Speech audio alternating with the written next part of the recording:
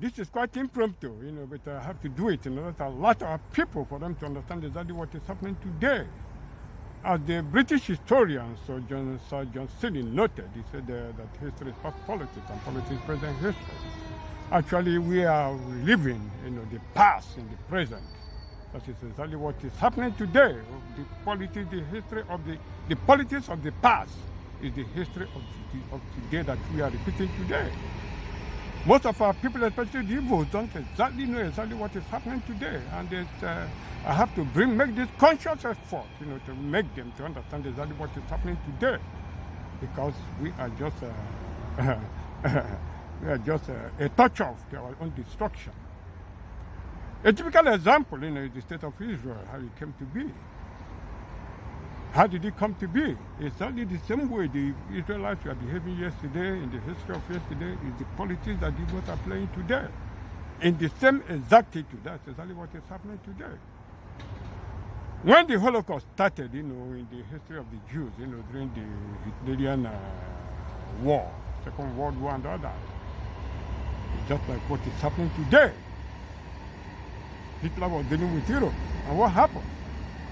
They had this problem, and Europe was choked, the same thing that is happening in the Russian and Ukraine war today.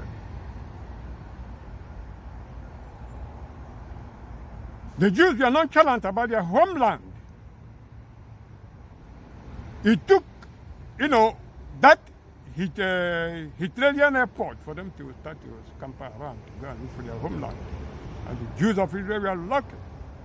It happened to them only once, but it seems our own is going to be more than once, because they said that those who forget their history are condemned to repeat it.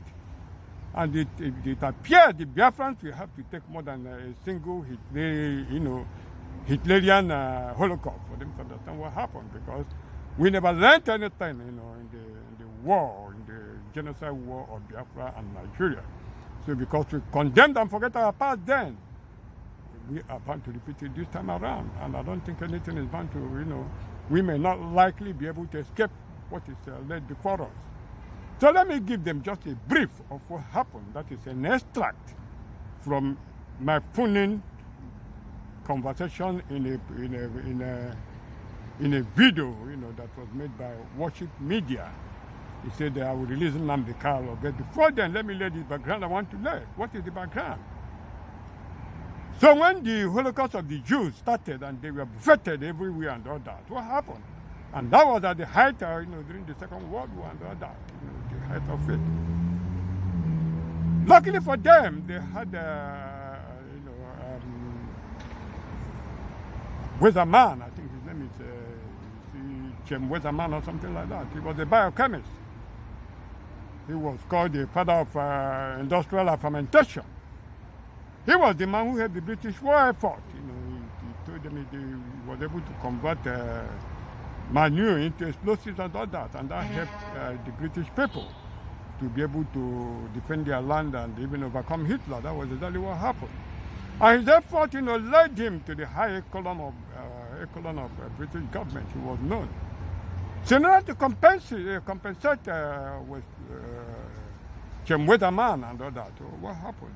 From there, they had the Balfour Declaration and all that, and it came to British mandate.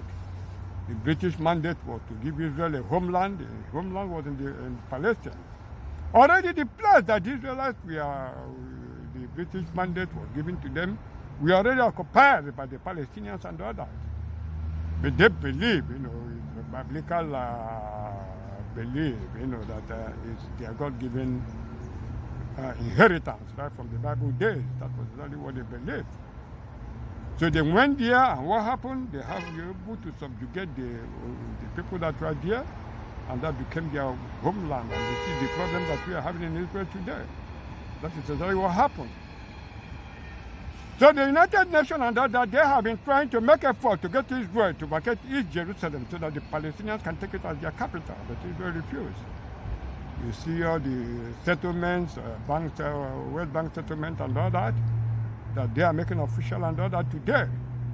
So what did they do? Because I have always told you that the intention of the Catholic Church was to make, the pontiff was to make Jerusalem a universal capital of worship for the whole religions of the world. That is exactly what is happening today. So because they were unable to get the Jews out of that particular place up to today, even with the tough stance of Netanyahu, today, Netanyahu said it's God that have already given them there from the Bible. And when you cross-check this, you see all these places that Fulanis are occupying, Boko State and all that. They said it belongs to them by their own right of conquest. And they were not only claiming, the places they conquered, they are claiming the Nigeria as their own God-given inheritance. So it was the British mandate that actually brought the Israelites, the Balfour Declaration and the British mandate that brought the Israelites to the Palestinian, their homeland today. So what they want to do with the Biafran scenario, because they have discovered affinity between the Igbos and the Israelites, so to say.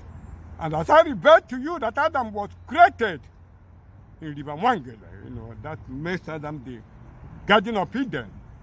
And from the furthermost part of River Wangele is what?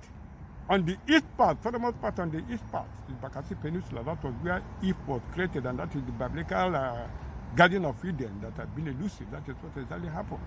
I read it a long time ago. It had been many years, I did that. And then I knew that what I said was true. So what do they want to do? They want the Fulanis, the British people, with America and all that. They want the Fulanis, just like what they did with the Balfour Declaration and the British mandate. They are surreptitiously supporting the Fulanis so that they can take over Biafran land and claim it as their own inheritance, given to them by Allah. That is exactly what is happening. That is the scenario that is playing out that our people don't even understand. So if you come to an international, litigations and all that, conscience and all that, and you want the Fulanis to vacate Igbo land, they will tell you, let the Israelites vacate the place occupied in Palestine, then, tit for tat, something like that. So when you see our people reflecting and all that, not knowing exactly what is happening, they don't know that our land is gone. So I want you to listen to a phone call I made on the video that Worship Media did, on what, I think it was January 15.